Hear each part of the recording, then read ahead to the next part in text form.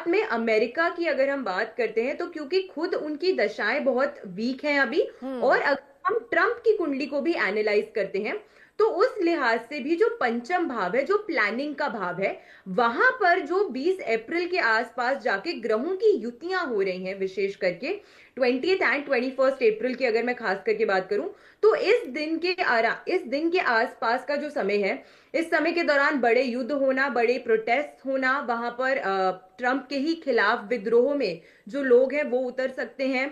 तो बड़ी परेशानियां जो है वो मुझे ट्रंप के लिए भी आती हुई नजर आती हैं, क्योंकि वही बार बार आगे बढ़कर ये बात हमेशा करते हैं कि हम इस एरिया पे कब्जा कर लेंगे, हम दूसरे एरिया पे कब्जा कर लेंगे। तो उनकी ये जो सोच है अभी वो इसी तरह से रहने वाली है। अभी बहुत ठीक है। रिसेंटली उन्होंने एक बयान भी दिया जहां उन्होंने कहा कि why should I even consider about piece, जब मुझे तो पीस नोबेल प्राइज जो है वो नवाजा भी नहीं गया, तो मैं क्यों सोचूं पीस के बारे में। हम्म। तो ऐसी जब मानसिकता किसी व्यक्ति की हो जाए, और वो भी उस व्यक्ति की जो इतने पद पे विराजमान है, जो एक पूरे नेशन का नेतृत्व कर रहे हैं, उनकी अगर सोच ऐसी हो सकती है, तो आप खुद ही सोच सकते हैं कि अभी उनके एक्शंस एंड उनके जो वर्ड्स हैं वो एक दूसरे से मैच नहीं कर रहे हैं। उसमें कहीं कहीं ना कहीं एक असंतुलन सा जो है वो आपको नजर बिल्कुल। आता है। कभी प्रधानमंत्री मोदी जी की तारीफ कर देते हैं और फिर इंडिया पे 500% टैरिफ इंप्लीमेंट कर देते हैं। तो उनकी करनी और कथनी जो है वो उनकी ग्रहों की दशाओं की वजह से मैच नहीं कर रही है। एंड अगर वर्ल्ड वॉर की स्थितियां बनी तो लेट मी टेल यू कि सबसे पहली जगह जो तहस नहस और तबाह होगी वो मिडिल ईस्ट का ही एरिया होने वाला है। और ये हम नहीं बोलते हैं, ये ग्रह दशाएं बता रही हैं, ये ठीक नक्षत्रों है। के पैटर्न्स बता रहे हैं और उनके ट्रांजिट बता रहे हैं कि देश के विदेश के किस भाव में सबसे ज्यादा हानि होने के जो चांसेस हैं वो नजर आते हैं जी। ठीक है सैवी जी। प्रफुल्ल सर, आपसे मैं ये जानना चाहूंगा, देखिए आपने एक बातें कही कि अभी कोई अटैक नहीं होने वाला है, ये केवल दबाव बनाया जा रहा है। दो सवाल मेरे अहम इसमें हो जाते हैं सर आपसे।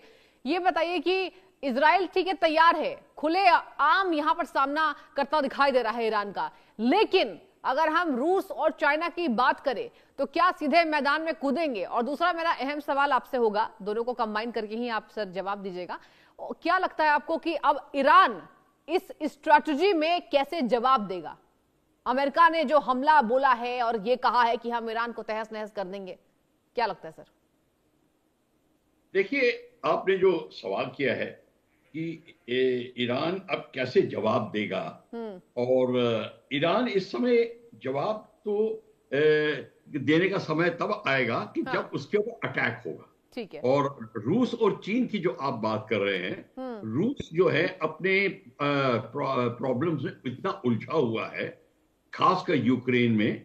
और इस समय रूस इस स्थिति में नहीं है कि खुद कुछ ऐसे काम करे और फिर अमेरिका के ऊपर उंगली उठाने की कोशिश करे। और सर और वहां चाइना पे भी कुछ नहीं कह रहा है, चाइना भी कुछ नहीं कह रहा है। चाइना भी कुछ नहीं कह रहा। चाइना हाँ। इसलिए कुछ नहीं कहेगा कि चाइना की ये नीति रही है कि वो कभी ऐसे इन्वेजन वगैरह नहीं करता।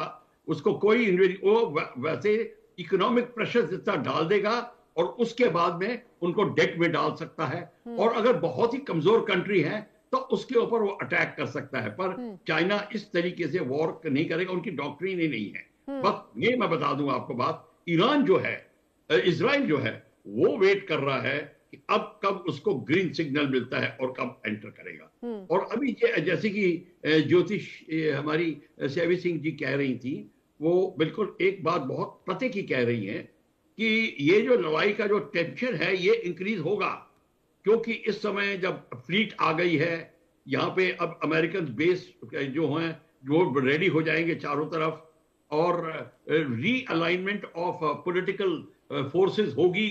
और इस समय बहुत सिनारियो बन जाएगा 2027 में क्या पॉलिटिकल सिचुएशन रहेगी।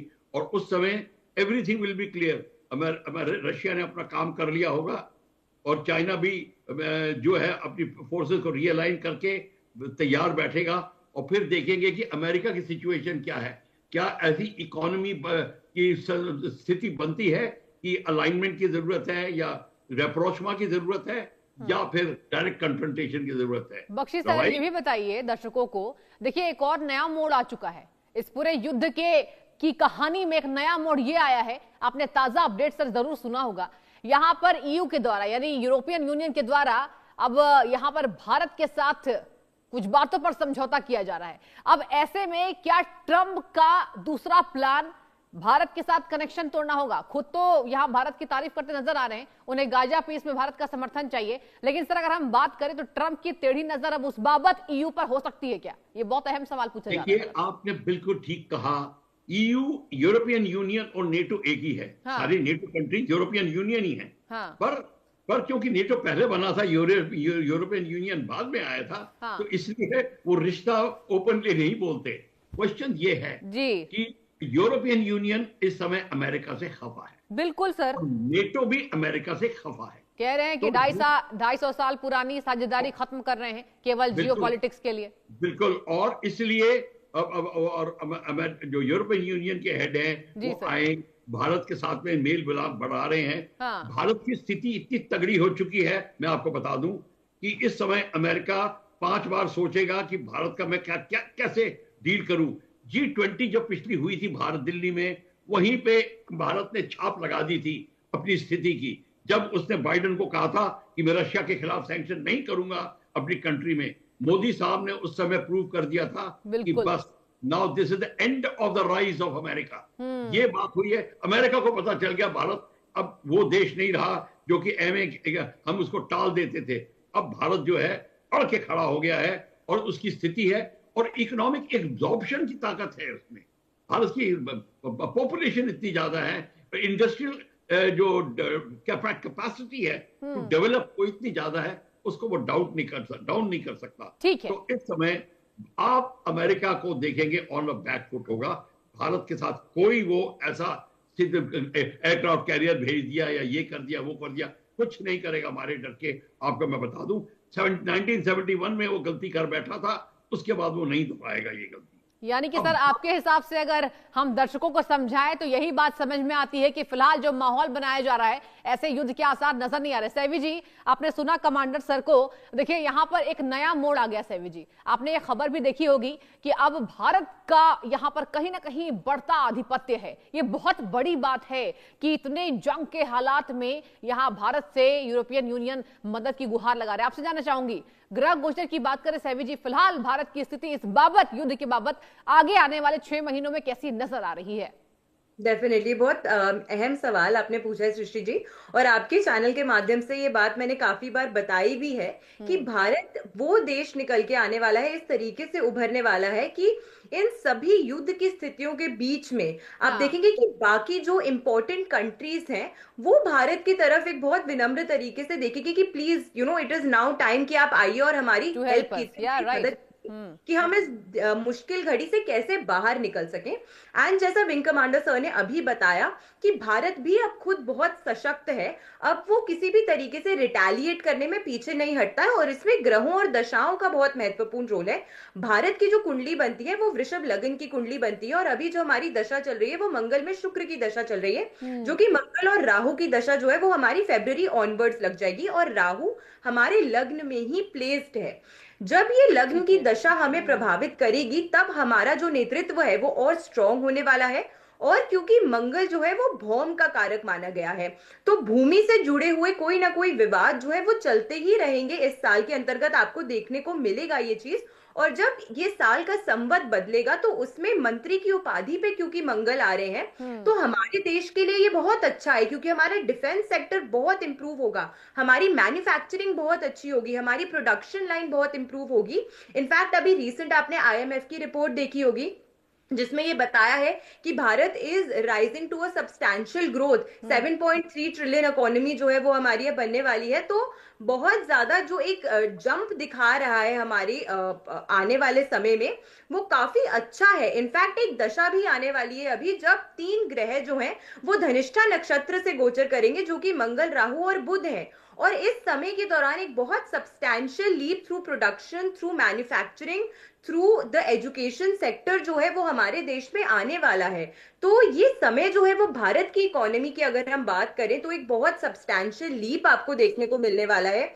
हमारे देश की इकोनॉमी में भी, तो उस लिहाज से भी ये जो हमारे ग्रहों की दशाएं आ रही हैं वो बहुत अच्छी हैं। एक ठीक। चीज मैं बोलूंगी कि ये जो ग्रहों के गोचर हो रहे हैं उसके कारण कहीं ना कहीं एंड ऑफ द ईयर में जाके ऑलमोस्ट अक्टूबर के आसपास का जो समय है वो थोड़ा सा सरकार के लिए भी थोड़ा सा सतर्क रहने के लिए समय रहने वाला है, क्योंकि उस टाइम पर पाकिस्तान के द्वारा, बांग्लादेश के द्वारा, या फिर जो हमारे अन्य जो हमारी नेबरिंग कंट्रीज हैं उनके द्वारा कुछ ऐसी एक्टिविटीज की जा सकती हैं जिसके रिटेलिएशन में भारत को उतरना पड़ेगा, चाहे वो बांग्लादेश के साथ युद्ध हो, उनके साथ वॉर की स्थिति हो, या पाकिस्तान के साथ। आपको पता ही है हमने ऑपरेशन सिंदूर किया था, वो भी बस एक ट्रेलर था, अभी पूरी पिक्चर बाकी है। ठीक है सैवी जी, एक इसी जवाब पर एक छोटा सवाल मैं लूंगी, और देखिए समय की भी कमी हो रही है। कमांडर सर, एक अंतिम सवाल मेरा आपसे होगा सर, क्या लगता है, देखिए युद्ध के आसार भी बन रहे हैं लेकिन यहां पर वैश्विक बाजारों में हलचल तेज है ना, नुकसान भी हो रहा है सर, तो इस पर मार्केट पर कितना असर पड़ेगा? देखिए, अब युद्ध के आसार नजर आ रहे हैं। जब युद्ध के आसार नजर आते हैं तो कई मार्केट के हिस्से बड़े तेजी से उठने लगते हैं। हाँ। खासकर सेल्स ऑफ आर्म्स और any all equipment associated with armament, technology equipment, IT के सिग्नल्स इक्विपमेंट, रडार इक्विपमेंट, ये जितने हैं, ये इनकी तेज हो जाएगी। और दूसरा है, एक दूसरे पर प्रतिबंध लगाने की क्रिया ऑलरेडी स्टार्ट हो जाएगी। जैसे कारगिल के दौरान हमको सोने के भाव लेना पड़ रहा था, 155 मिलीमीटर आर्टिलरी शेल।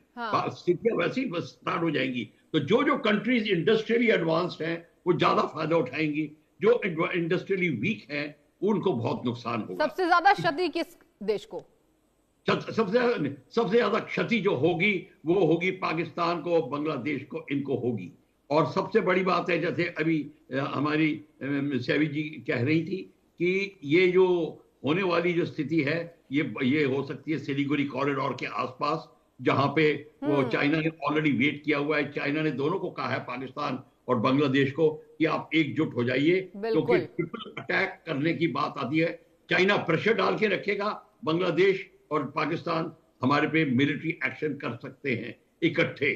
तो ये इसकी स्थिति आ सकती है अनटिल एंड अनलेस भारत अपनी और चौकस तेज कर दे और उनके सी रूट्स के ऊपर, खासकर बांग्लादेश के सी रूट्स के ऊपर, बे ऑफ बंगाल के ऊपर आप अपनी स्थिति मजबूत करके उनकी शिपिंग पर प्रतिबंध लगाए। नहीं तो ये कुछ ना कुछ गड़बड़ कर सकते हैं। पर हमारे को जान के ये खुशी है कि भारत की अब चिंतन और थिंकिंग इस स्ट्रेटेजिक एरिया में हो गई, जो पहले नहीं थी।